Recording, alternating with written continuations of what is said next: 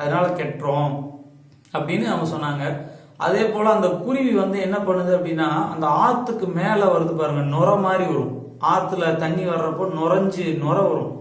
அந்த நுரைய தன் அழகால எடுத்துட்டு வந்து கூடு கட்டியிருக்கு. இப்படி கூடு கட்டியிருக்கு. அந்த நுரைய வச்சே, இது வந்து நான் நேர்ல பார்த்தது.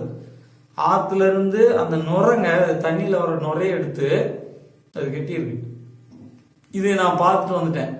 அடுத்து மலேசியாவில் உள்ள மார்க்கெட், அதாவது உணவு மார்க்கெட்டுக்கு போனோம்னா அந்த குருவி கூடு வச்சிருக்காங்க, விற்கிறாங்க. அதாவது அந்த குருவி வாழ்ந்து முடிஞ்சதுக்கு அப்புறம் தான் அந்த கூடை எடுக்கிறாங்க. அந்த குருவி இருந்து எச்சம்லாம் அது போட்டு முட்டையெல்லாம் போட்டு குஞ்சு பொறிச்சு அதுக்கப்புறம் அந்த கூட்டை விட்டு அது போயிடுது.